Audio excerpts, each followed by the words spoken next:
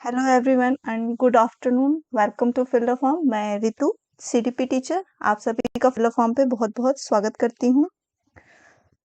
Good afternoon Sonali जी, प्रतीक्षा जी, माही, प्रीति, रोहित, सभी को good afternoon. तो सभी जल्दी-जल्दी मेरे साथ कनेक्ट होते जाओ ताकि आज की क्लास हम स्टार्ट कर सके। और एक बार सभी बता देना कि मेरी वॉइस और वीडियो सब सही है या नहीं। Good afternoon Rohit. एक बार सब ओके कर देना कि मेरी वॉइस और वीडियो सब कुछ आप लोगों के लिए क्लियर है कि नहीं है।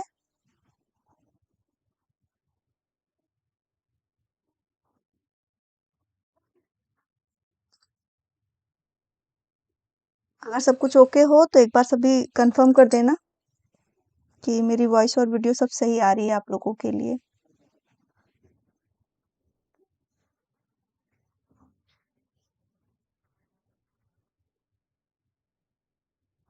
ओके, ठीक है। चलिए फिर आगे बढ़ते हैं। क्योंकि थोड़ा-सा आजकल टेक्निकल प्रॉब्लम ज़्यादा हो रहा है वाई-फाई में, तो इसी की वजह से कल भी क्लास नहीं ले पाई थी मैं और आज भी थोड़ी-सी प्रॉब्लम हो रही है। अगर चलते-चलते अगर क्लास रुक जाए, तो प्लीज़ आप लोग समझ लेना कि कुछ प्रॉब्लम हो गई है, ठीक है? कोशिश तो बहुत कर रही हूँ कि ताकि आपकी क्लास टाइमली हो सके, ठीक है? चलिए रोज़ी गुड आफ्टरनून। चलिए आगे बढ़ते हैं। थोड़ी-सी इन्फॉर्मेशन दे देती हूँ, हमारा टेलीग्राम चैनल भी है और हमारा इंस्टाग्राम चैनल भी है, आप हमको वहाँ पे भी फॉलो कर सकते हैं, ठीक है? और जो हमारी ये पूरी टीम मेंबर्स हैं, जो आपके अलग-अलग सब्जेक्ट की लाइव क्लासेस लेते हैं और 3 पीएम पे यानी सीडीपी की क्लास रितु, मैं आपकी क्लास लेती हूँ। चलिए फिर आगे बढ़ते हैं। ये जो पेपर आपकी फर्स्ट और सेकंड दोनों की तैयारी हो रही है और जो ये लाइव क्लासेस आपके लिए स्टार्ट हो रही हैं, बिल्कुल फ्री हैं। इसके लिए आपको कोई भी पैसे पेमेंट नहीं करने हैं। ठीक है? और जो सीडीपी का सेक्शन मैं ले रही हूँ, ये फर्स्ट पेपर और सेकंड दोनों के लिए है, तो ये दोनों पेपर आपका कॉमन रहेगा, ठीक है? आज जो हम सॉल्व करने वाले हैं एमसीक्यू 27 दिसंबर का फर्स्ट पेपर, ठीक है? तो सभी प्रिपेयर हो जाओ, अच्छे से पूरा तैयारी करो और सभी एक बार ओके कर देना, तो फिर हम आज की क्लास को स्टार्ट करते हैं, ठीक है? सभी एक बार ओके कर दो।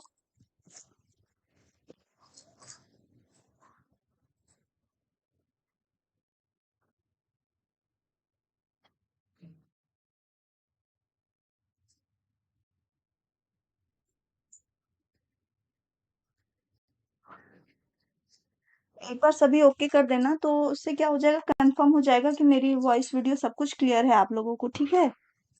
चलिए फिर आगे बढ़ते हैं, आज की क्लास को स्टार्ट करते हैं। फर्स्ट क्वेश्चन आपको स्क्रीन पे दिख रहा होगा, तो अपने टाइम जो भी ड्यूरेशन है ना, उसके अंदर ही देने की कोशिश करना सभी, ठीक है?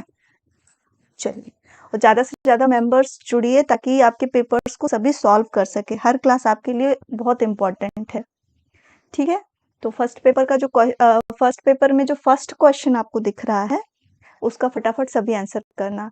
इन the context of children development includes option only quality change, only quantitative changes, both quality and quantitative change, neither qualitive not quantitative changes. मायने आंसर कर दिया है, बाकी सब भी आंसर करो, सभी फटाफट आंसर करते जाना। प्रतीक्षा ने भी बोल दिया, ठीक है। राधा ने, रोहित, हाँ, तो जो होता है विकास, दोनों में गुणात्मक और मात्रात्मक दोनों परिवर्तन होता है, ठीक है? जब भी आपका विकास के बारे में पूछे तो ये परिवर्तन दोनों तरह की से होता है। मात्रात्मक जो वृद्धि होती है वो मात्रात्मक होती है और जो विकास होता है वो गुणात्मक होता है, ठीक है? चलिए नेक्स्ट क्वेश्चन की तरफ बढ़ते हैं। Which of the following in an example of use of fine motor skill, ठीक है? ऑप्शन दिया है राइटिंग, जंपिंग, रनिंग या स्विमिंग।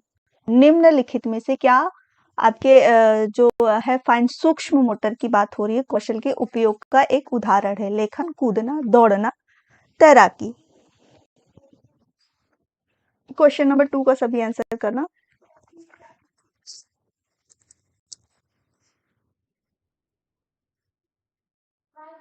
जो हमारे मोटर स्किल्स होते हैं वो दो होते हैं, एक आपके होते हैं स्थूल बोलते हैं जिसको ग्रॉस मोटर बोलते हैं, एक होता है फाइन मोटर्स यानी सूक्ष्म होता है। तो स्थूल मोटर जो होता है आपका ग्रॉस मोटर, उसमें हमारे शरीर की बड़ी मांसपेशियां जैसे हाथ और पैर की मांसपेशियां कार्य करती हैं, और जो सूक्ष्म मांसपेशियां होती हैं उसमें हमारे हाथ पैर की उंगलियां, हमारे आंखों का गति करना, ये होता है हमारा सूक्ष्म मांसपेशी। ठीक है, माही ने आंसर किया। मैं चाहती हूँ जो मेंबर्स है सारे पार्टिसिपेट करो, सभी आंसर करो, ठीक है ना।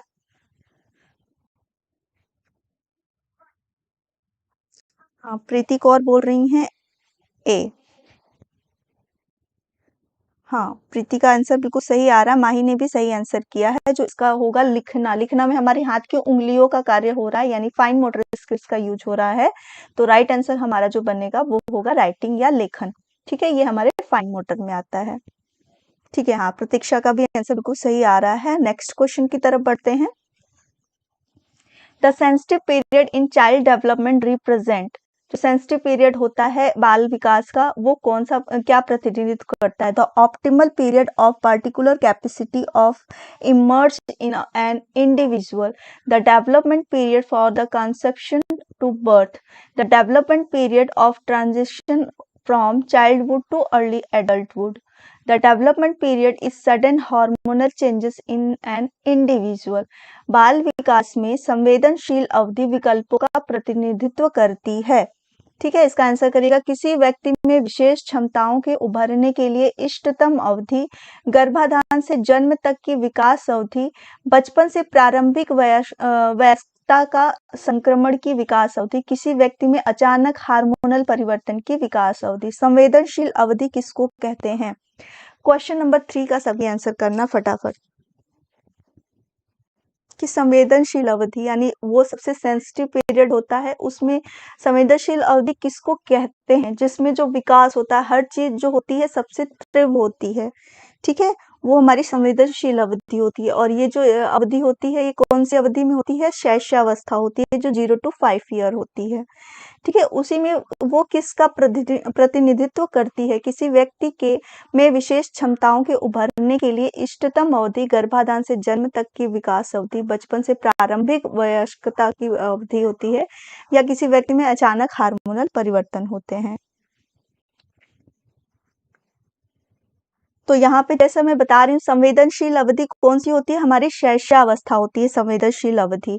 ठीक है, इसमें जितना बच्चे का ब्रेन होता है वो 90% तक डेवलप हो जाता है। हर चीज का जो विकास होता है, भाषा विकास, सामाजिक विकास, हर चीज जो होती है ना बहुत तेज होती है। फिजिकली, हार्मोनली, हर चीज चेंजेस बहुत ज्यादा होते हैं। जो ये एज होता है 0 to 5 ईयर होता है। ठीक है, तो इसमें व्यक्ति की विशेष क्षमताओं के उभरने की इष्टतम अवधि होगी ना, जिसमें उसके सारे विकास क्या होते हैं? सबसे तीव्र गति से बढ़ रहे हैं, और जितना इनको विकास होना होता है ना, ये इस एज में हो जाते हैं। और जो बाल्यावस्था जाती है उसमें ये मैच्योर होते हैं, आगे इनकी मैच्योरिटी बढ़ती है। लेकिन जो विकास होता है ना, ये संवेदनशील अवधि शैशवावस्था में ही माना जाता है। तो इसका जो राइट आंसर होगा वो हमारा फर्स्ट होगा। ठीक है, माही और राधा ने जो आंसर किया है डी, लेकिन ये डी नहीं होगा। इसका जो आंसर होगा वो हमारा 1 होगा। ठीक है, it's clear all of you. हाँ, प्रतीक्षा और रोहित जी ने प्रतीक्षा ने सही आंसर किया है। जो थर्ड का होगा वो ए होगा।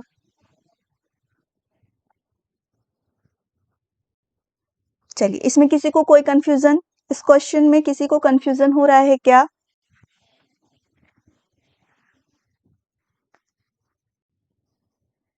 चलिए ठीक है, नेक्स्ट क्वेश्चन की तरफ बढ़ते हैं।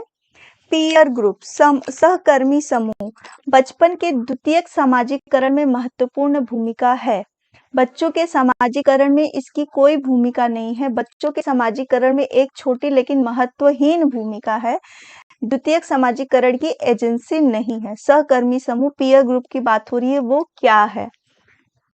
peer group has a significant role of secondary socialization of childhood, does not have any role in socialization of children, has a small but insignificant role of socialization of children, is not an agency of secondary socialization. Question number 4 का सभी answer करना फटाफट।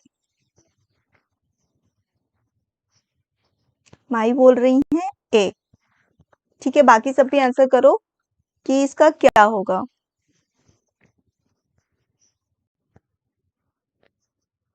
तो माही का answer जो है बिल्कुल right है। जो इसका राइट आंसर वो हमारा बनेगा वो है कि बचपन की द्वितीयक सामाजिकरण है, यानी दूसरों से जब मिलना घुलना हो रहा है तो वो सारी हमारी क्या होती है, सेकेंडरी सोशलाइजेशन में आती है। फर्स्ट हमारा जो होता है वो फैमिली होता है, ठीक है।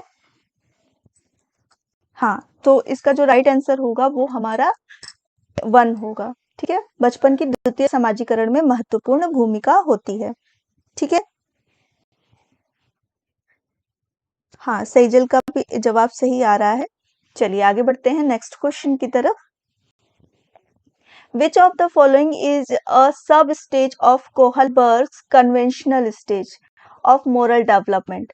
Instrumental purpose and exchange, universal ethical principle, morality of contract, right and law, social concern and conscience। निम्नलिखित में से कौन सा नैतिक विकास में कोहलबर्ग के पारंपरिक चरण के एक उपचरण है?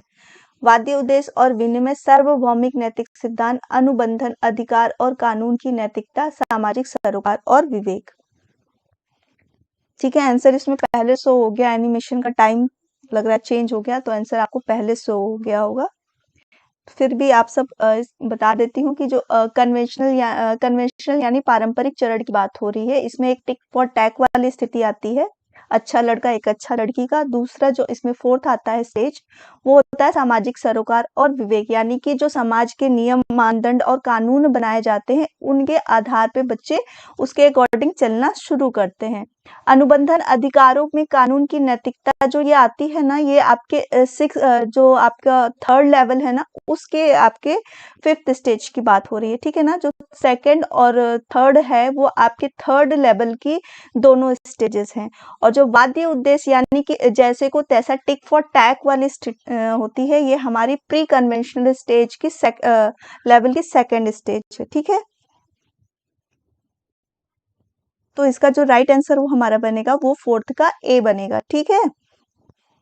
माई सी नहीं होगा, ठीक है। सार्वभौमिक नैतिकता सिद्धांत ये थर्ड लेवल का 6th स्टेज है, और अनुबंधन, अधिकार और कानून की नैतिकता ये थर्ड लेवल का 5th स्टेज है। और वाद्य उद्देश्य और विनिमय यानी एक्सचेंज जहाँ पे करते हैं कि तुम मेरे को पेंसिल दे दो, मैं तुमको कॉपी दे दूंगा, वो वाली जो होती है ये हमारी फर्स्ट लेवल की सेकंड स्टेज है। और सामाजिक सरोकार और विवेक कन्वेंशनल यानी सेकंड लेवल की हमारी 4th स्टेज है, ठीक है। तो सारे स्टेजेस को आप ध्यान से देखना, क्योंकि इन्हीं स्टेजेस में से एक जो उसकी विशेषता होती है आपसे प्रश्न पूछे जाते हैं, ठीक है। चलिए नेक्स्ट क्वेश्चन की तरफ बढ़ते हैं। Accommodation occurs when option children transfer their experience to fit into existing schema. The children modify their schema to make sense of new experiences. The children break down their schema into disconnected chunks. The children focuses on abstract thing rather than a concrete experience. आवास यानी समावेशन की बात हो रही है, तब होता है, ये कब होता है, इसको क्यों माना जाता है उसमें, ठीक है। तो करना, बच्चे अपने अनुभव को मौजूदा योजनाओं में फिट करने के लिए बदल देते हैं। बच्चे नए अनुभवों की समझ बनाने के लिए अपने स्कीमा को संशोधित करते हैं। बच्चे अपने स्कीमा को डिस्कनेक्ट किए गए टुकड़ों में तोड़ देते हैं, यानी टुकड़ों टुकड़ों में करके देखते हैं। बच्चे ठोस अनुभव यानी कॉन्क्रीट मूर्त अनुभव के बजाय अमूर्त चीजों पर ध्यान केंद्रित करते हैं। तो क्वेश्चन नंबर 6 सभी को दिख रहा होगा, तो फटाफट सभी आंसर करना, ठीक है। क्वेश्चन नंबर 6 का माई का आंसर आ गया है, माई ने बोला है बी। तो एकोमोडेशन क्या होता है, जो हमारी एग्जिस्टिंग स्कीमा होती है, जब वो हमारे प्रेजेंट स्कीमा में फिट नहीं बैठती है तो हम उसमें कुछ काट छाट करते हैं ना, इसी को एकोमोडेशन कहते हैं। और एसिमिलेशन और एकोमोडेशन के बीच जो बैलेंस बनता है इसको हम क्या कहते हैं, संतुलन जो होता है ना, समावेशन एडॉप्शन। ठीक है, हाँ। तो 6 का जो हमारा आंसर बनेगा वो बी होगा कि बच्चे नए अनुभव की समझ बनाने के लिए अपने स्कीमा को संशोधित करते हैं। ठीक है, क्लियर है? चलिए, सभी को क्लियर है, इसमें कोई डाउट नहीं है, तो आगे बढ़ते हैं क्वेश्चन में। अगर किसी को डाउट हो तो अपना डाउट भी क्लास में करते जाना। ठीक है, चलिए 7 नंबर के क्वेश्चन पे चढ़ते हैं कि एक 5 साल के बच्चे को 16 फूल दिखाए जाते हैं जिनमें से 4 लाल और 12 नीले होते हैं। जब 5 साल के बच्चे से पूछा जाता है कि कौन से अधिक नीले फूल हैं या लाल हैं, तो बच्चे ने जवाब देने की संभावना की है अधिक हैं नीले फूल। जीन प्याजे के सिद्धांत के अनुसार इसका कारण यह है कि बच्चे को अभी तक विकल्पों में महारत हासिल नहीं हुई है, कौन सी उसके अंदर गुण अभी नहीं हुआ है। ठीक है, तो इसको आपको बताना है। A 5-year-old child is shown 16 flowers, 4 of which are red and 12 are blue. When a 5-year-old child is asked if there are more blue flower, the लाल फूल की बात नहीं हुई, उसने बोला कि जो आपके ब्लू फ्लावर्स हैं वो ज्यादा हैं। Child is likely respond that there are more blue flowers.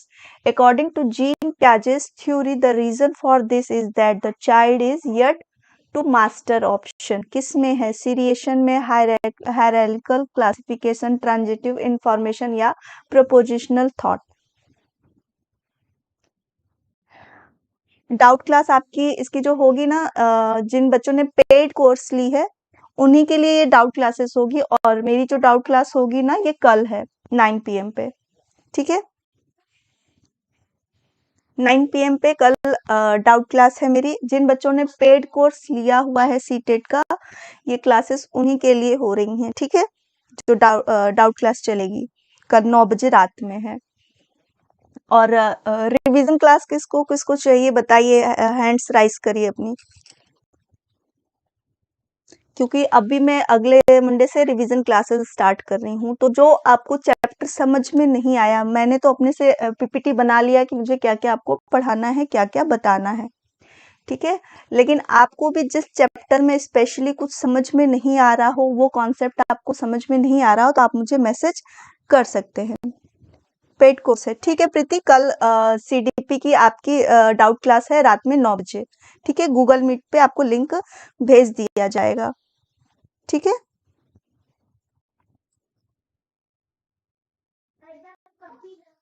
ठीक है प्रीति, आपका पेड है तो आप कल डाउट क्लास में आइए। कल इंग्लिश की और सीडीपी की दोनों की डाउट क्लासेस है 9 बजे रात में, 9 PM पे।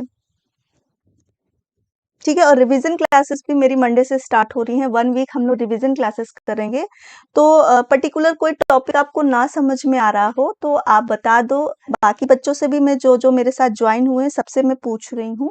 ऐसा जो भी टॉपिक जो आपको ना समझ में आ रहा हो आप मुझसे पूछिए, मैं उसी पे पीपीटी लाके आपको बताऊंगी, है ना, ताकि हमारा टाइम जो हो वो बचे और हम ज्यादा से ज्यादा क्वेश्चंस और उसको कर सके। ठीक, चलिए इसका आंसर करिएगा सभी फटाफट। क्वेश्चन नंबर 7 का सभी को दिख रहा है? 7 का बी, माही ने बोला है बी, प्रतीक्षा ने बोला है बी। हाँ, तो बिल्कुल सही है। जो इसका होगा कि पदानुक्रमिक वर्गीकरण, वर्गीकरण होगा। ठीक है, इसने संख्या के आधार पर उसको देखकर, मतलब जो ज्यादा दिख रहे हैं उस पे बोल दिए हैं। ओके प्रीति, ठीक है, कल से ज्वाइन किया, कोई बात नहीं। एमसीक्यू अभी मैं करा रही हूँ। प्रीवियस ईयर के क्वेश्चन जो ऑनलाइन में हुए थे मैक्सिमम मैंने करा दिए हैं। 2 पेपर हैं, आज फर्स्ट करेंगे, कल सेकंड पेपर करेंगे, तो ऑनलाइन के खत्म हो जाएंगे। जनवरी का भी मैंने करवा दिया है। ठीक है, इसके बाद हम पीछे में चलेंगे, जो भी हमारे प्रीवियस ईयर के पीछे क्वेश्चन हुए थे ना, और एमसीक्यू जो अभी नए आए हुए हैं उस पर भी हम कराएंगे। ठीक है, हाँ, सेजल ने भी कहा है बी, तो इसका राइट आंसर बी ही होगा। ठीक है, चलिए आगे बढ़ते हैं। A teacher facilitates the student in the teaching learning process through peer interaction and scaffolding. This teaching learning process is based on Lawrence Kohlberg's development theory, Jean Piaget cognitive development theory, Lev Vygotsky and socioculture theory, Howard Gardner multiple intelligence theory. एक शिक्षक सहकर्मी बातचीत के माध्यम से शिक्षण अधिगम प्रक्रिया में छात्रों को सुविधा प्रदान करता है या मदद देता है, हेल्प करता है। ठीक है, तो यह शिक्षण अधिगम प्रक्रिया किस पर आधारित है? लॉरेंस कोहलबर्ग का विकास सिद्धांत, जीन प्याजे का संज्ञानात्मक विकास सिद्धांत, लेव वाइगोत्स्की के सामाजिक सांस्कृतिक सिद्धांत, हार्वर्ड गार्डनर का मल्टीपल इंटेलिजेंस सिद्धांत। माही का आंसर आ गया है, फटाफट माही ने आंसर कर दिया है। ठीक है, रोहित जी का भी आंसर आ गया है। बाकी सब भी आंसर करो, सभी आंसर करो, गलत हो सही हो सभी को करना है। Good afternoon Dilip Kumar.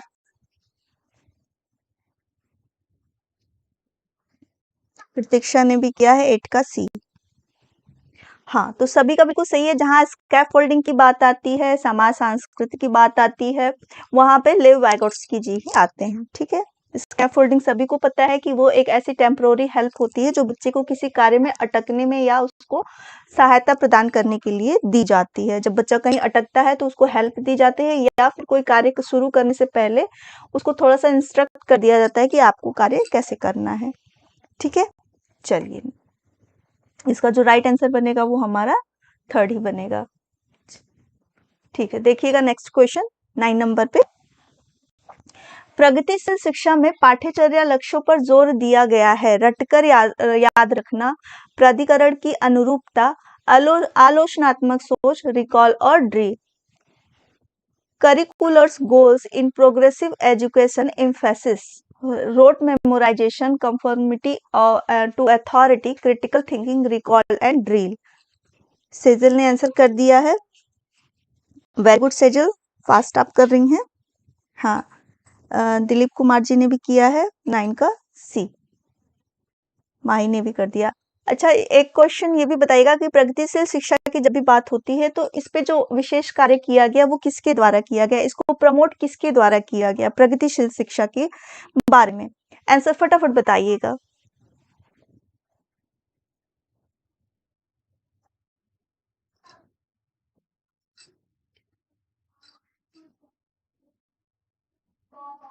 बताइएगा, प्रगतिशील शिक्षा के बारे में जो विशेष नाम आता है वो किनका आता है?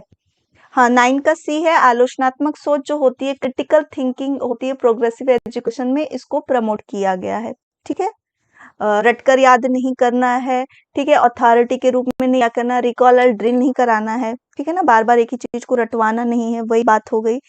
तो ये बताइएगा, प्रगतिशील शिक्षा की जो मेन सपोर्ट करते हैं, इसको आगे प्रमोट करते हैं, वो कौन है?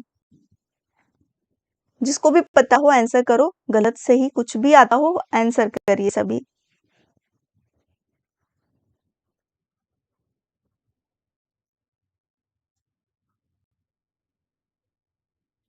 एनीवन? चलिए, प्रगतिशील शिक्षा की जो बात कही गई थी, इसमें मेन क्या कहता है, चाइल्ड सेंटर्ड एजुकेशन की बात कही थी, बच्चों को केंद्र में रख के शिक्षा की बात कही गई थी। ठीक है, और जो इसकी मेन इसको आगे प्रमोट करने का और प्रगतिशील शिक्षा लाने का श्रेय किसी को दिया जाता है, वो जॉन डीवी जी को दिया जाता है। ठीक है, चलिए मैंने इन्फॉर्मेशन दे दिया। ये भी आपके प्रश्न पूछ सकते हैं ना कि प्रगतिशील शिक्षा को बढ़ावा किसने, इसमें मुख्य रूप से कार्य किसने किया है? तो ये जॉन डीवी जी द्वारा किया गया है और इन्होंने चाइल्ड सेंटर्ड एजुकेशन की बात मेनली कही गई थी। ठीक है, इनको एजुकेशन को काफी आगे सराहा गया, काफी अच्छा माना गया कि बच्चे को जो भी है तो वो अच्छा समझेगा। जीन प्याजे नहीं है, जॉन डीवी है। ठीक है, जीन प्याजे जी ने संज्ञानात्मक विकास का सिद्धांत दिया है। ठीक है, चलिए कोई बात नहीं, आगे बढ़ते हैं। क्वेश्चन के साथ हमें और क्वेश्चंस को भी करना है ताकि इसमें हमारा रिवीजन भी चलता रहे, है ना। टाइम बहुत कम है, फटाफट रिवीजन करना है। चलिए आगे बढ़ते हैं नेक्स्ट क्वेश्चन की तरफ।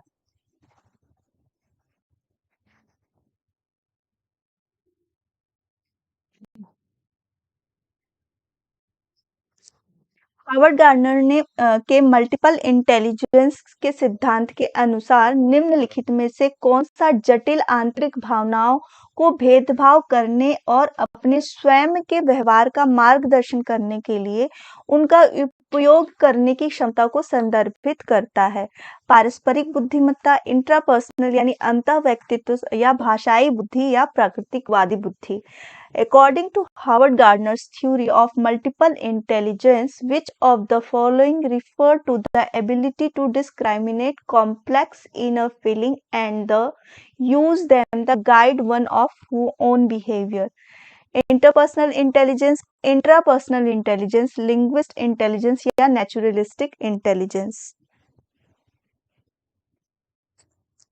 अगर मैं बात करूं इंटरपर्सनल एजुकेशन इंटेलिजेंस की, तो जिसमें हम अपने नहीं दूसरों की भावनाओं और इमोशंस को बहुत अच्छी तरीके से समझ सकते हैं, है ना। तो वो होते हैं हमारे इंटरपर्सनल, और जहाँ पर अपनी भावनाओं, आंतरिक मनोभावनाओं और उनको हम संबोधित करते हैं, वो अपनी फीलिंग्स को बहुत अच्छे से एक्सप्रेस करता है जानने के लिए, दिया ना, स्वयं के व्यवहार का मार्गदर्शन करने के लिए उपयोग करता है, खुद के लिए करता है। तो वो जो हमारी इंटेलिजेंस होती है वो हमारी इंट्रा इंटेलिजेंस होती है, इंट्रापर्सनल इंटेलिजेंस यानी कि अंतः व्यक्तित्व बुद्धिमत्ता। ठीक है। इसमें आप बताइएगा कि इंट्रापर्सनल इंटेलिजेंस में कौन से व्यक्ति आएंगे, फटाफट आंसर करना सभी। हाँ, रोहित और माही ने जो आंसर किया है, हाँ ठीक है, अभी सही है। हाँ, दिलीप कुमार जी ने बोला बी। हाँ चलिए, पहले एक रथ है। तो जहाँ पे दूसरों की भावनाओं को, एक छात्र है जो कक्षा में अपने पीयर्स ग्रुप, अपने शिक्षकों की बातों को अच्छा समझता है, सामाजिक कार्यकर्ता हो गया, एक साइकोथेरेपिस्ट भी हो गया, जो साइकोलॉजी अच्छी तरह, वो खुद की भावनाओं को भी अच्छी तरीके से जानेगा और दूसरों की भावनाओं को भी अच्छी तरीके से जानेगा। ठीक है। भाषाई बुद्धि में कौन से होते हैं, जिनकी लैंग्वेज, बोलने की बहुत अच्छी धारा प्रभाव, बहुत अच्छा बोलते हैं, अपने बातों से किसी को जल्दी इम्प्रेस कर देते हो। प्राकृतिकवादी में यानी जो कि प्राकृतिक चीजों में ज्यादा बिलीव करते हैं, उनका उनका अट्रैक्शन उसमें होता है, वो लोग हमारे प्रकृतिवादी में आते हैं। जैसे गार्डनर हो गए, जो गार्डनिंग करते हैं, माली जो जिनको हम कहते हैं, वो हो गए, जो चिड़िया पक्षियों की तरफ ज्यादा अट्रैक्ट होते हैं, बायोलॉजी में ज्यादा उनका इंटरेस्ट होता है, तो वो लोग हमारे प्रकृतिवादी बुद्धि में होते हैं। ठीक है। गुड आफ्टरनून पूजा। चलिए, बी ने किया है आंसर, सही है बी आंसर। आगे बढ़ते हैं। हावर्ड गार्डनर को भी हम रिवीजन में पढ़ेंगे, उनके आठों बुद्धि की जो विशेषताएं हैं वो पढ़ेंगे, और उसमें कौन कौन से मेंबर्स आते हैं उनको भी पढ़ेंगे। वैसे मैंने हर बार हावर्ड गार्डनर को क्वेश्चन में बताया है आप सभी को। ठीक है। चलिए आगे बढ़ते हैं। देखिएगा, कथन वाले क्वेश्चन, इसको तो आप पूरे 100% मान के रखिएगा कि ऐसे क्वेश्चन आपको आने ही आने हैं। ठीक है। और काफी इजी है, बहुत अच्छे से आप सब कर सकेंगे। तो असर्टेन है, it is a very important to create a print rich environment in classroom. जो इसका रीजन दिया गया है, conducive environment plays a meaningful role in language development. Choose the correct option. Both and A and R true is correct explanation of A. ठीक है, ये आपको तो दिख रहा है कि दोनों में से कौन सा सही है, कौन सा गलत है, आपको बताना है। अभिकथन जो दिया गया, कक्षा में प्रिंट समृद्ध वातावरण बनाना बहुत महत्वपूर्ण है। इसका जो रीजन दिया गया, अनुकूल वातावरण में भाषा विकास में सार्थक भूमिका निभाता है।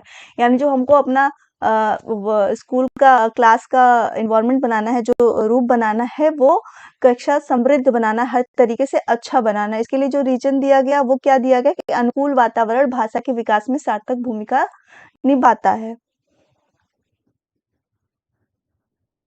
हाँ, रोहित, माही सभी ने 11 का आंसर किया है। हाँ, आंसर आ गया आप सभी का मेरे पास। सभी नहीं कर रहे हैं, आप कुछ ही मेंबर्स कर रहे हैं, बट सभी ने सही आंसर किया है। ठीक है। हाँ, अभी आंसर आ गया। तो इसका जो दोनों कथन होगा वो ए सही होगा, और आर जो है ए का सही स्पष्टीकरण है।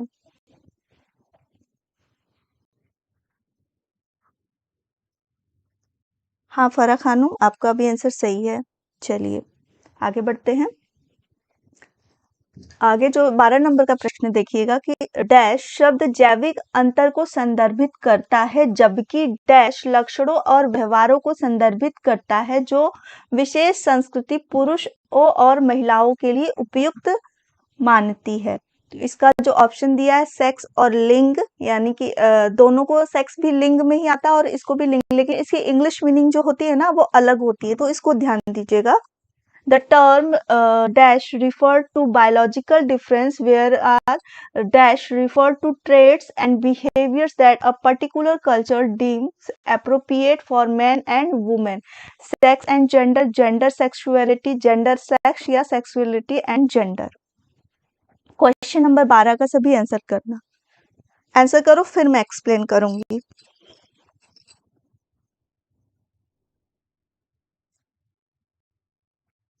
12 का सी बोल रहे हैं।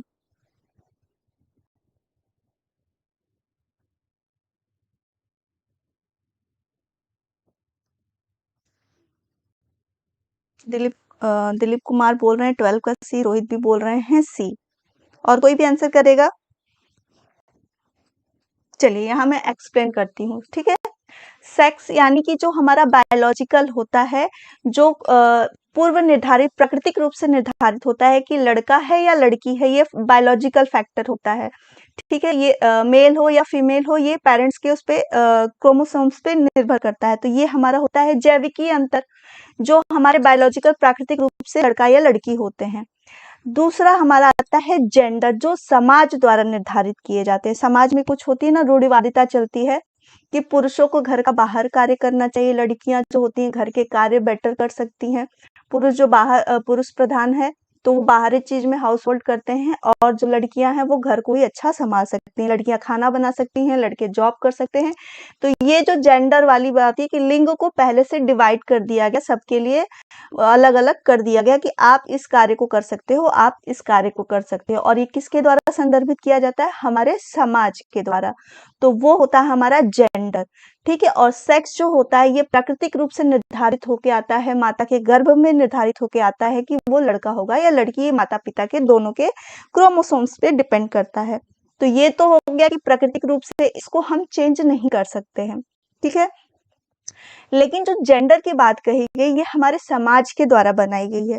क्या आप सब इस बात से सहमत होते हैं कि स्त्रियों को केवल घर संभालना चाहिए, पुरुषों को बाहर संभालना चाहिए, स्त्रियां केवल खाना बना सकती हैं, लड़के जो हैं वो केवल बाहर जॉब कर सकते हैं, ठीक है। लड़के खाना नहीं बना सकते, लड़कियां बाहर जॉब नहीं कर सकती। तो ये सब जो हमारे रूढ़िवादिता है ना, ये सब हमारे पूर्वाग्रह जो हैं, ये सब हमारे समाज के द्वारा निर्धारित किए गए, और ये पीढ़ी दर पीढ़ी दर पीढ़ी ट्रांसफर होके हम लोगों में आते चले गए। ये होता है जेंडर, ठीक है ना।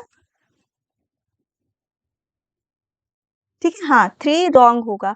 तो जैविक जो होगा वो हमारा सेक्स होगा, और जो हमारे समाज के द्वारा से होता है, जबकि लिंग लक्षण और व्यवहार संदर्भित करते हैं सांस्कृतिक पुरुषों और महिलाओं को उपयुक्त मानती है, जो हमारा समाज मानता है, जो हमारी संस्कृति करती है, ठीक है।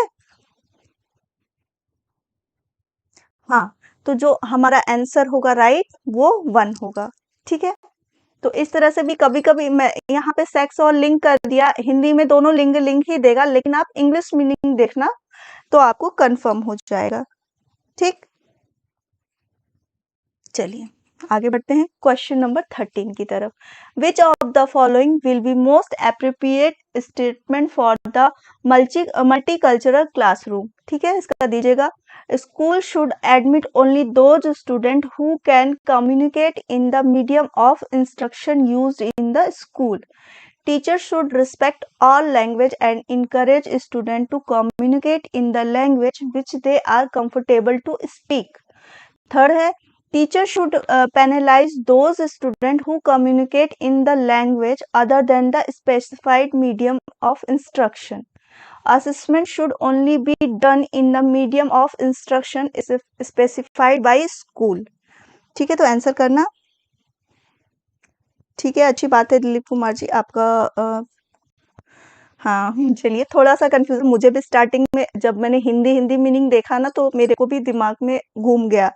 फिर मैंने उसको पूरा अच्छे से डिटेल पढ़ा, ठीक है। और जब मैंने ये जेंडर इश्यू चैप्टर पढ़ाया था उसमें उसमें भी मैंने ये पूरा बता दिया था, जब मेरी थ्योरी की क्लासेस हुई थी, ठीक है। 30 का करेगा, निम्नलिखित में से कौन सा बहुसांस्कृतिक कक्षा के लिए सबसे उपयुक्त कथन है? स्कूल को केवल उन छात्र को प्रवेश देना चाहिए जो शिक्षा के माध्यम में संवाद कर सकते हैं। हाँ, फराज जी का आ गया है आंसर। 13 का 2 बोल रहे हैं। 13 का भी। चलिए, हाँ, बिल्कुल सही आंसर आ रहा है कि शिक्षक को सभी भाषाओं का सम्मान करना है और छात्रों को भाषा में संवाद करने के लिए प्रोत्साहित करना है। जिस भाषा में वो कंफर्टेबल है, उसी भाषा में उनको बोलने के लिए हमें प्रोत्साहित करना है, ठीक है? जिसमें वो सहज महसूस करते हैं। तो इसका जो राइट आंसर हमारा बनेगा, वो सेकंड ही बनेगा, ठीक? चलिए आगे बढ़ते हैं क्वेश्चन नंबर 14 की तरफ। Standardised test of assessment promotes divergent thinking in students are based on rigged structure of evaluation, employ multiple methods on needs and diversity of learner, acknowledge that each individual learn at different pace।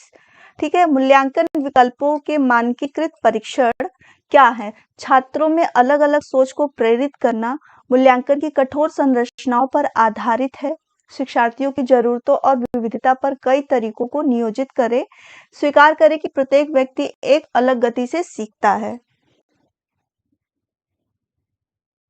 14 का answer करिएगा सभी। हाँ, 13 का भी सभी का right answer आया है। हाँ, सभी का राइट आंसर बना है। तो आगे क्वेश्चन नंबर 15 पे ध्यान दीजिएगा और इसका सभी आंसर करना।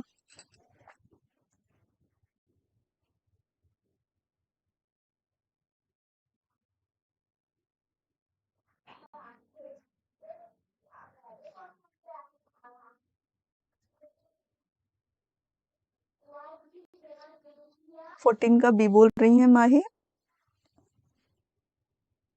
दिलीप कुमार जी ने बोला बी, हाँ। रोहित ने बोला ए। तो मैं बोलूंगी दिलीप कुमार जी बिल्कुल राइट हैं। जो स्टैंडर्डाइज्ड हो गए यानी जो मानकीकृत बना दिए गए, उसके लिए पहले से एक नियम हर चीज जो होती है निर्धारित कर दी जाती है। तो ये कठोर संरचनाओं पर आधारित होती है जो मूल्यांकन के लिए बनाए जाते हैं। मानकीकृत परीक्षण की बात हो रही है यहाँ पे, है ना? उसके लिए जो एक नॉर्म्स जो रूल होते हैं ना, वो पहले से ही तैयार करे किए गए रहते हैं। उस पे ही हमें आंकना होता है, किसी चीज का आकलन करना होता है। तो इसका जो राइट आंसर हमारा होगा वो हमारा सेकंड होगा।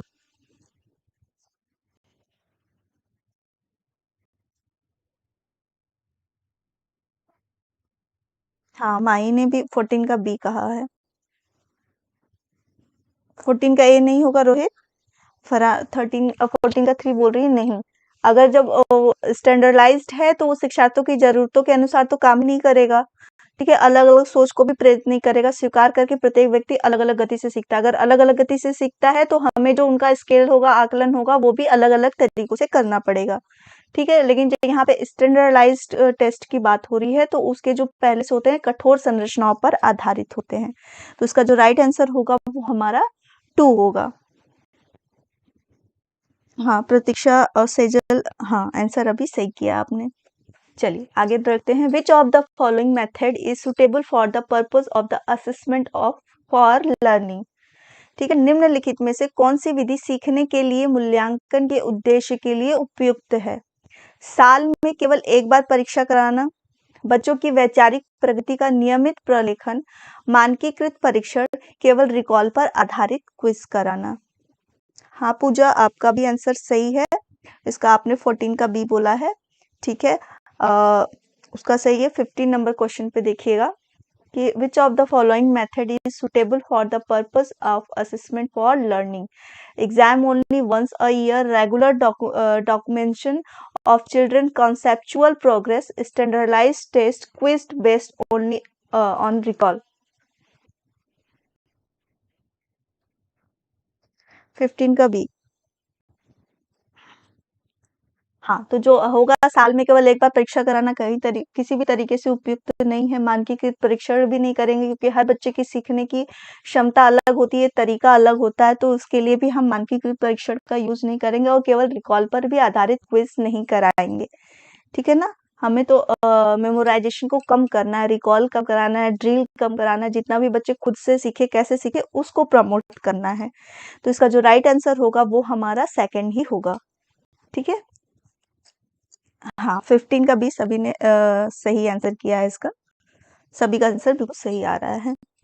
चलिए आगे बढ़ते हैं। एक शिक्षक अक्सर अपने छात्रों को उस प्रक्रिया का वर्णन करने के लिए प्रोत्साहित करता है जिसका उपयोग उन्होंने एक को हल करने में किया था गणितीय समस्या में। सीखने की प्रक्रिया के संदर्भ में यह रणनीति क्या है? अर्थहीन है, शायद ही कभी इस्तेमाल किया जाना चाहिए, सीखने की गति को बाधित कर सकते हैं, विकास कौशल में मदद करती है, यानी संज्ञानात्मक विकास कौशल में मदद करती है। क्वेश्चन नंबर 16 का आंसर करिएगा। A teacher often encourage her student to describe the process which they used in solving the mathematical problem in the context of process of learning. This strategy is meaningless, should be used rarely, can disparate pace of learning help in development cognitive skills. 16 का D. हाँ, बिल्कुल सही answer किया आप लोगों ने। इसका जो राइट आंसर बनेगा वो सी है कि उसके संज्ञानात्मक विकास में उसकी मदद कर रहा है, विकास में। ठीक है, help in development cognitive skills. चलिए, बिल्कुल राइट आंसर आ रहा है आप सभी का। हाँ, सभी का आंसर बिल्कुल सही आ रहा है। चलिए आगे क्वेश्चन में देखते हैं। Inclusive education maintains appropriate standard of learning from student, giftedness, autism, learning disorder या इंटेलेक्चुअल चेंजेस। हिंदी में भी देख लीजिए। समावेशी शिक्षा छात्रों के लिए सीखने के उचित मानकों को बनाए रखती है। जो समावेशी शिक्षा की बात होती है, प्रतिभाशाली बच्चे, ऑटिज्म वाले, अधिगम विकार वाले, बौद्धिक चुनौती वाले, कौन से बच्चे समावेशी शिक्षा में समावेशित होते हैं, यानी उनको उसमें लाया जाता है समावेशी शिक्षा में। 17 का सभी आंसर करना। हाँ, 16 के लिए सभी का आंसर बिल्कुल सही आ रहा है। और सेशन अच्छा लगे तो सभी लाइक भी करना, ज़्यादा से ज़्यादा शेयर भी करो ताकि सभी छात्रों को इसका फ़ायदा मिल सके, है ना? पढ़ाई का उद्देश्य तभी पूर्ण होता है जब सभी उसमें इन्वॉल्व हो। हाँ, स्नेहा का आ गया ऑल, सेजल बोल रही हैं 2, माही बोल रही हैं डी। हाँ, तो स्नेहा ने कहा ऑल तो मतलब सभी है। डी जिसका आंसर आ रहा है बिल्कुल सही है कि सभी होगा। जो समावेशी शिक्षा में प्रतिभाशाली शिक्षा भी प्रतिभाशाली बच्चे भी आते हैं, और जो किसी तरह से अधिगम विकार होता है वो भी होते हैं, और जो सामान्य होते हैं, सभी बच्चों को एक साथ शिक्षा देने की बात कही जाती है। ठीक है, चलिए आगे बढ़ते हैं।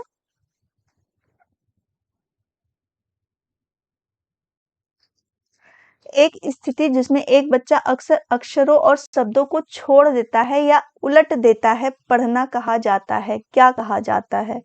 आंसर करिएगा सभी। A condition in which a child frequently omits substitutes or reverses the letter and words, reverses the letter and word while reading is called dyslexia, autism, learned helplessness या attention defect hyperactivity disorder। 18 का ए। हाँ,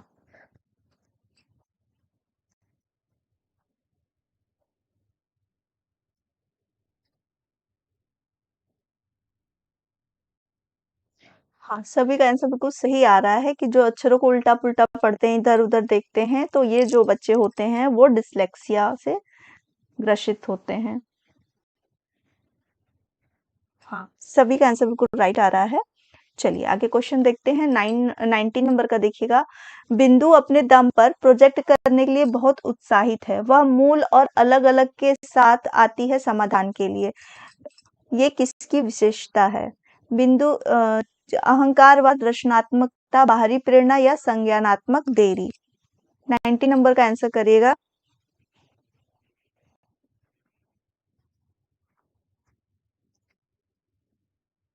एक जो लड़की है बिंदु, वो project करती है, वो उसके जो ओरिजिनल है उसको भी देखती है, उस पे अलग-अलग तरह के विचार या समाधान देती है। ये सब विशेषताएँ किसकी होती हैं? ओरिजिनल और डाइवर्जेंट सॉल्यूशन जब भी आता है तो ये किस बच्चे की विशेषताएँ होती हैं? ये क्रिएटिव बच्चों की विशेषताएँ होती हैं। तो ये क्या होती है? रचनात्मकता, क्रिएटिविटी। ठीक है? तो इसका जो राइट आंसर होगा वो बी होगा। हाँ, बिल्कुल सही है, अभी सभी आंसर सही किया है। हाँ, सही है। चलिए 20 नंबर का क्वेश्चन देखते हैं। Which of the following set of learning material is suitable for a student who are partially sighted, यानी जिसको कम दिखाई देता है। Large print book, 3 dimensional way of chart, small print worksheet, software that convert text to speech. Option सभी को ध्यान से देख लीजिएगा।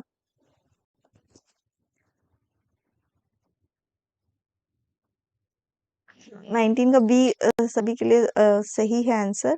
20 का सभी देखिएगा कि निम्नलिखित में से कौन सी शिक्षण सामग्री आंशिक रूप से देखे जाने वाले छात्रों के लिए उपयुक्त है। बड़ी प्रिंट वाली पुस्तकें, त्रिआयामी तरीके और चार्ट, लघु प्रिंट कार्यपत्रक या सॉफ्टवेयर जो पाठ को भाषण में परिवर्तित करता हो, जिसको दिखाई कम देता हो। 20 का आंसर करना सभी।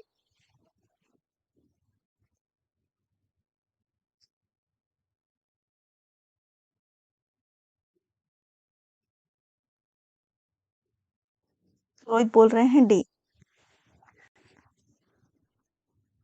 सेजल ने कहा 2, माही ने कहा बी।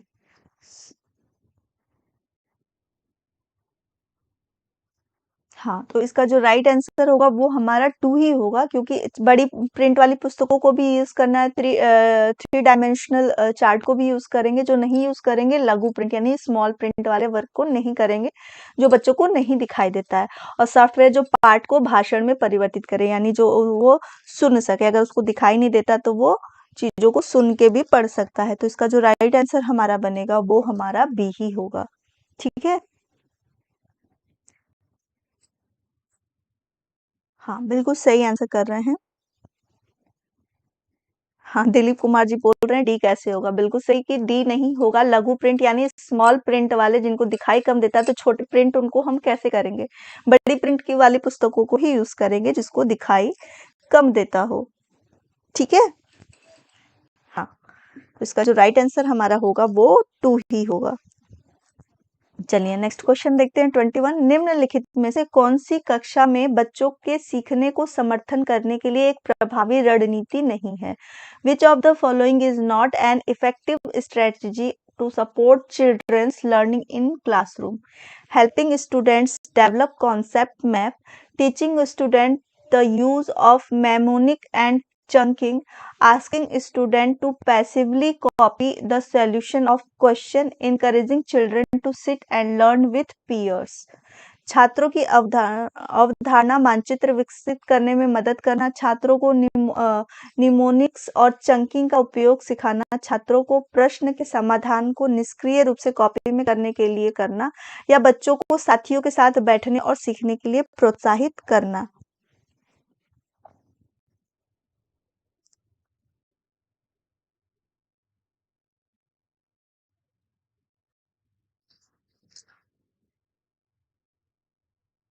रोहित बोल रहे हैं सी। हाँ, सेजल 2 नहीं होगा। इसमें दिया है कि सीखने के समर्थन के लिए प्रभावी रणनीति नहीं है। ठीक है, नहीं है। तो इसमें जो होगा वो क्या होगा कि प्रश्नों को सीधे सीधे कॉपी में निष्क्रिय रूप से उतार लेना, कहना ये शिक्षा के लिए प्रभावी रणनीति नहीं है। ठीक है, छात्रों को निमोनिक्स मतलब छोटे छोटे टुकड़ों में चीजों को प्रोवाइड कराना, उनको हेल्प कराना, एक हेल्प की तरह से वहां पे दिया जा रहा है। छोटे छोटे टुकड़ों में, वही मैं बोल रही हूँ, चंकिंग करना, छोटे छोटे टुकड़ों में पार्ट में चीजों को देना।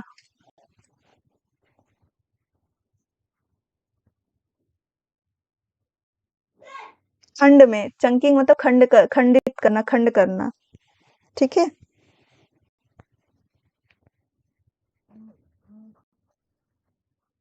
क्लियर है सभी को?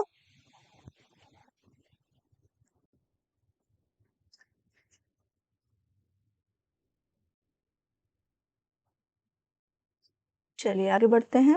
निम्नलिखित में से कौन सा प्रश्न प्रक्रियात्मक ज्ञान से संबंधित है?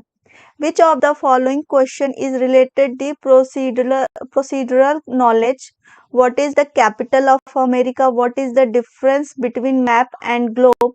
What is the method of editing a three-digit number? What is the definition of photosynthesis?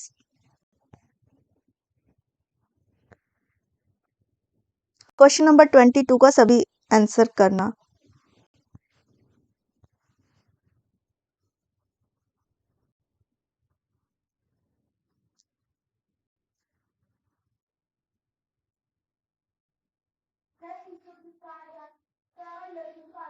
Twenty two का सी बिल्कुल सही है कि थ्री अंगों जब भी हम प्रक्रियात्मक ज्ञान की यानी प्लेस वैल्यू की बातें करें तो बच्चा क्या होगा जिसको ज्ञान होगा कि वंस के प्लेस पे क्या होगा, टेंस के प्लेस पे क्या होगा और हंड्रेड के प्लेस पे, तो वही चीजें करेगा, तो ये प्रक्रियात्मक ज्ञान की बात हो रही है। ठीक है, तो इसका जो राइट आंसर होगा वो हमारा थर्ड होगा। चलिए आगे बढ़ते हैं। राष्ट्रीय शिक्षा नीति 2020 का प्रस्ताव है कि शिक्षा होनी चाहिए, कैसी होनी चाहिए? National education policy 2020 propose that education should be focused on drill and practice, inquiry driven, discovery oriented, textbook and teacher centric, oriented toward learning for exam.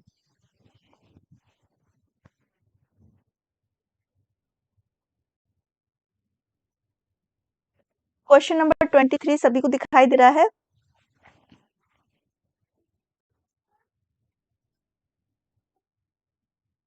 हाँ, दिलीप कुमार जी बोल रहे हैं ओपन एंडेड क्वेश्चन। हाँ, 23 का बी।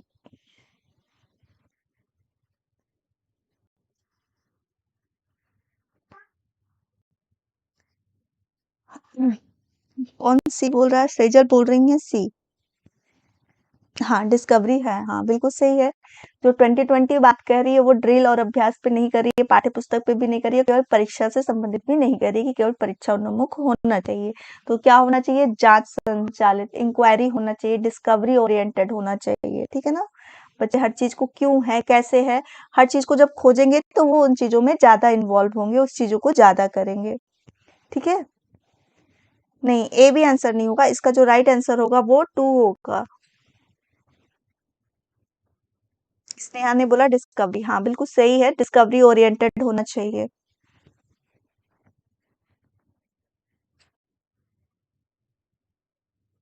चलिए आगे बढ़ते हैं क्वेश्चन नंबर 24 की तरफ कि निम्नलिखित में से कौन सा कथन सार्थक शिक्षा को सबसे अच्छी तरह से परिभाषित करता है? सीखना पाठ्यपुस्तक में दिए गए तथ्यों को याद रखने तक सीमित है। सीखना एक सक्रिय प्रक्रिया है जो बच्चों के बाहर सीखने वाली जानकारी को ध्यान में रखती है पाठशाला में। सीखना केवल मानकीकृत पेपर पेंसिल परीक्षणों के उपयोग से मापनीय है।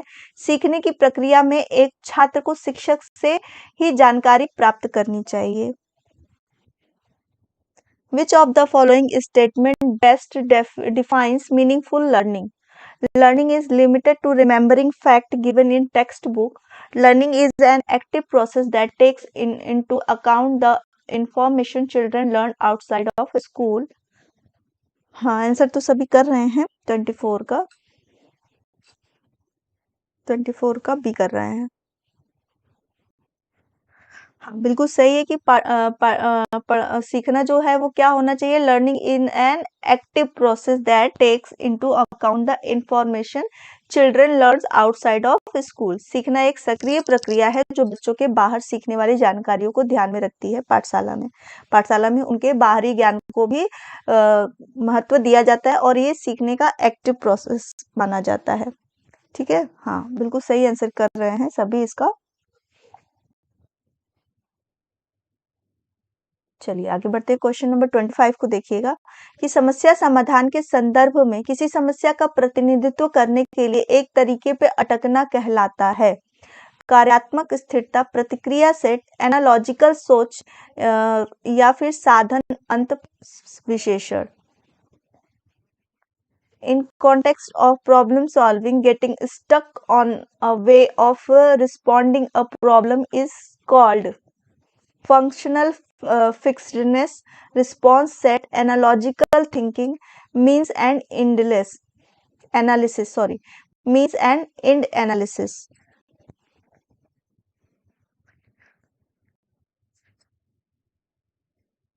सभी 25 का ए बोल रहे हैं। फिक्टनेस से सभी मुझे लग रहा है कि वही आंसर कर रहे हैं। क्यों होगा ये भी बता दीजिए।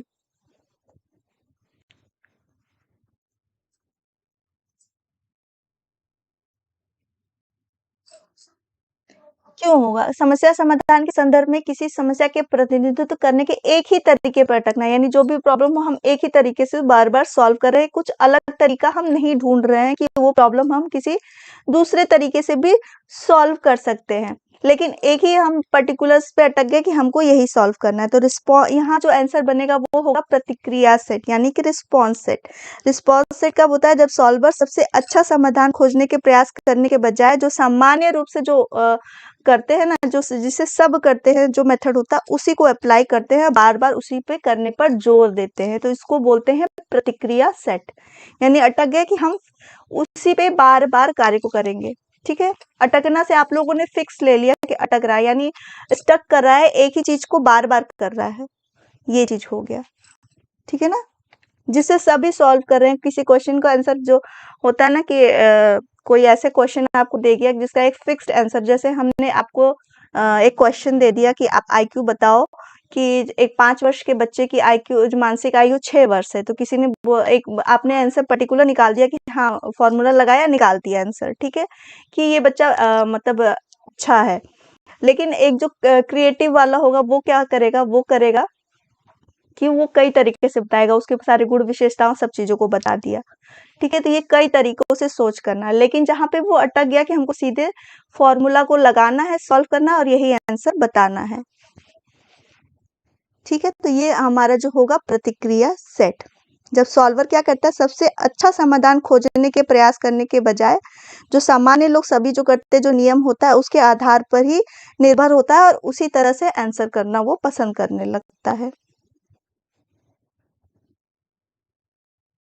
और ये बेसिकली होता है कि जिस तरह जो सब आंसर करता है, जो देखने लगता है तो सबको लगता है वही अच्छा तरीका, उसी तरीके से हमको आंसर करना है। जैसे आप लोगों ने एक ने फिक्स्डनेस को देखा, वो आंसर किया, सबके दिमाग में वही क्लिक हुआ कि नहीं इसमें फिक्स की बात हुई है तो मतलब ये वही आंसर होगा। तो सभी ने वही करना शुरू कर दिया। ठीक है? हाँ, रोहित ने और सेजल ने बी कहा। चलिए ठीक है, आगे बढ़ते हैं। एक कक्षा में छात्र एक कार्य पर छोटे समूहों में काम कर रहे हैं और शिक्षक प्रत्येक समूह को सुविधा प्रदान करता है। कक्षा में किस दृष्टिकोण का पालन किया जा रहा है? व्यवहारवादी, रचनात्मक, मनोविश्लेषणात्मक या एक्स एक्सपोजिटरी बोलते हैं। In a classroom, students are working in a small group on a task and teacher facilitates each group. Which approach is being followed in the classroom?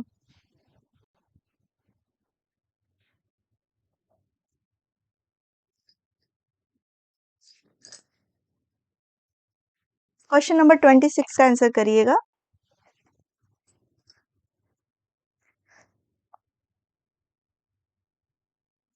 Dilip Kumar ji कह रहे हैं 26 का बी। स्नेहा बोल रही हैं ए, सभी ए बोल रहे हैं।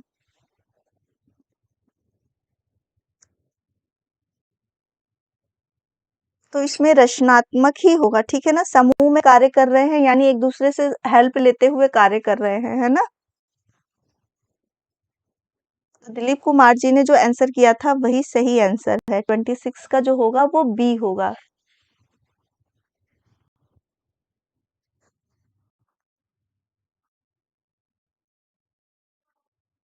यस, 3 भी बोल रहे हैं।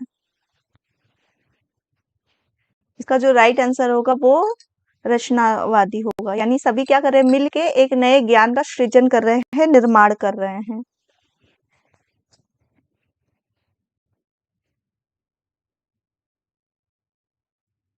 चलिए आगे बढ़ते हैं। समस्या समाधान रणनीति जिसमें कोई लक्ष्य से शुरू होता है और क्रमिक रूप से वापस चला जाता है, पता लगाने के समाधान में क्या कहा जाता है? सादृश्य, पिछड़ी रणनीति पर काम, कलन या स्मरण सहायक विधि। The problem solving strategy in which one begin from the goal and moves back sequentially to figure out solution is called analogy, working backward strategy या एल्गोरिथम या मेमोनिक्स।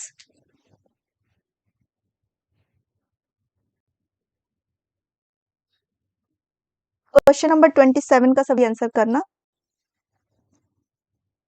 27 का क्या होगा? कोई बच्चा है जो समस्या समाधान कर रहा है और अपने लक्ष्य से शुरू होता है और क्रमिक रूप से वापस चला है। जैसे वो थोड़ा आगे बढ़ा फिर उसने वापस भी आया। तो पता लगाने के लिए समाधान में क्या कहा जाता है? जो ये प्रॉब्लम सॉल्विंग हो रही है वो क्या कहा जाता है?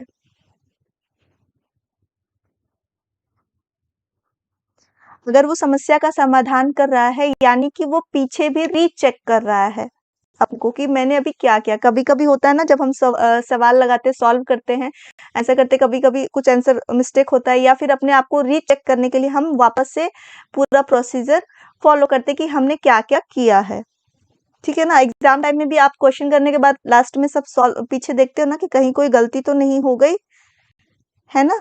तो ये जो चीजें होती है वो क्या कर रहे हैं, वर्किंग बैकग्राउंड स्ट्रेटजी, यानी वो पीछे भी अपनी स्ट्रेटजी को देख रहा है कि मैंने जो समस्या समाधान किया है, हाँ वो कैसा कर रहा हूँ, कैसा आ रहा है और इसका रिजल्ट कैसे आगे जाएगा।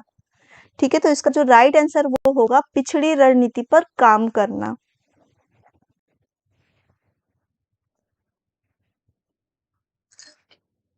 इसमें दे रहा है कि वो लक्ष्य को शुरू होता है और क्रमिक रूप से वापस चला जाता है, यानी फिर से बैक में जाकर वो चेक कर रहा है अपने आप को।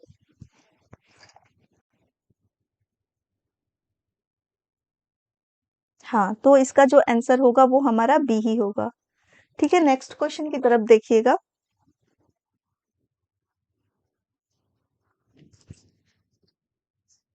चलिए, नेक्स्ट क्वेश्चन आप लोग को दिख रहा होगा, व्हेन चिल्ड्रन मेक्स एरर, जब बच्चे गलतियां करते हैं, they should not be valued in the classroom, they should be asked to keep repeating the task till the time they omit the error.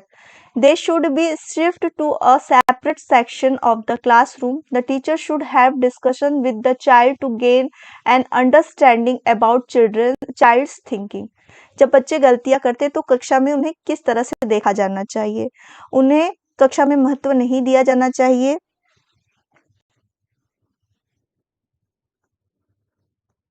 हाँ, सभी सही करोगे इसमें। पेडालॉजिकल जो आप लोग सब लोग पेडागोजी में ही घूमते थे ना, अब देख रही हूँ मैं सभी पेडागोजी आंसर सही करते हो। शिक्षक को बच्चे के साथ चर्चा करनी चाहिए ताकि बच्चे के बारे में समझ हासिल हो सके, है ना? गलतियों को एक पॉजिटिव वे में ही लेना है और बच्चे की गलतियों को ढूंढकर उन्हें पर्टिकुलर एक सॉल्यूशन देना है। हाँ, मीला कुमारी बहुत लेट हो गई आप। Why are you late?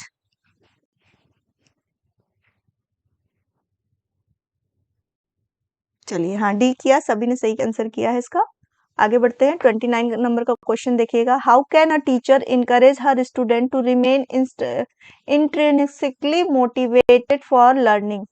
ठीक है, एक शिक्षक अपने छात्रों को सीखने के लिए आंतरिक रूप से प्रेरित रहने के लिए कैसे प्रोत्साहित कर सकता है? चिंता और भय को प्रेरित करके, प्रतियोगी परीक्षा देकर, अपने लिए व्यक्तिगत निपुणता लक्ष्यों पर निर्धारित करने में उनका समर्थन करके, टॉफी जैसे मूर्त पुरस्कार प्रदान करके।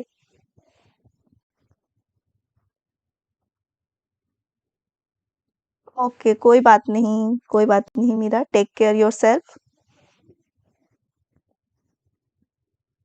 29 का सी।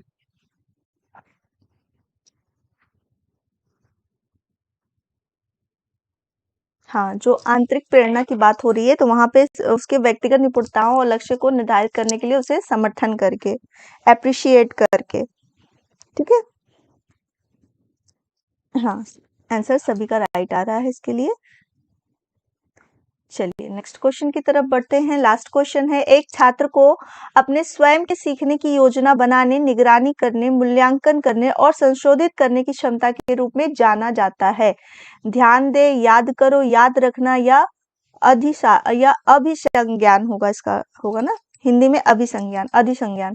अ student ability to plan, monitor, evaluate and modify her own learning is known as attention, recall, memorization या मेटाकॉग्निशन।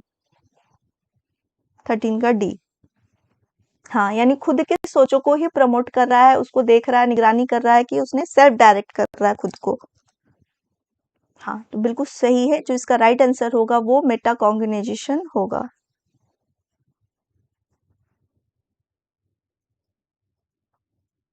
हाँ, सभी का आंसर सही आ रहा है, 30 का डी।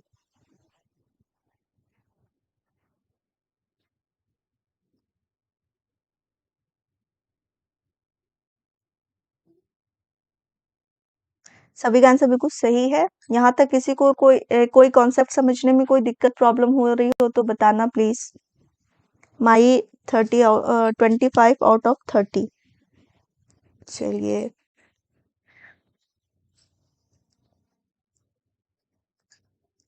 बाकी सब भी अपने मार्क्स शेयर कर सकते हैं, कोई बात नहीं। आप सेल्फ डायरेक्शन खुद ही को दो, करो ना।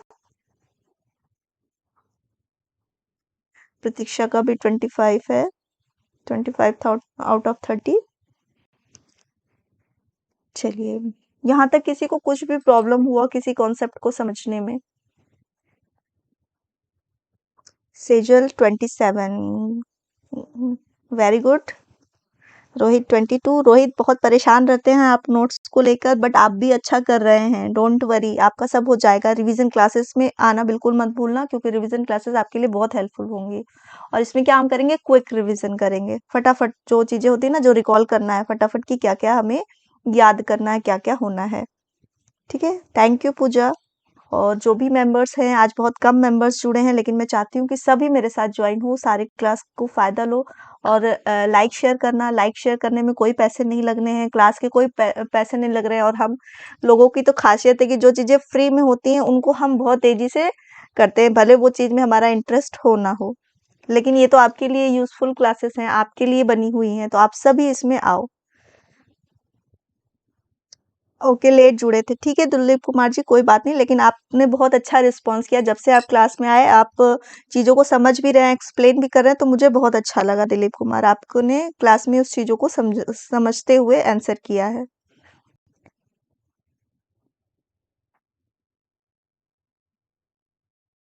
चलिए, और अगर किसी को चलिए ठीक है, रोहित जी ने बोला लाइक कर दिया है, अच्छी बात है। और किसी को किसी तरह का कॉन्सेप्ट में प्रॉब्लम हो रही हो ना, तो आप स्पेशली मुझे कमेंट बॉक्स में करके बता देना कि ये टॉपिक मुझे समझ में नहीं आया है।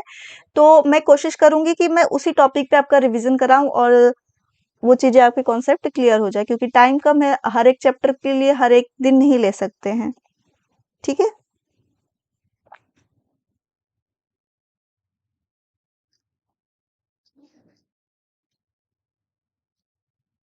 ठीक है। वैसे मैं अपनी तरीके से पूरा कर चाहूंगी कि रिवीजन में आपका मैं मैक्सिमम चीजें कवर कर लूं, आपको सब कुछ सॉल्व करा दूं।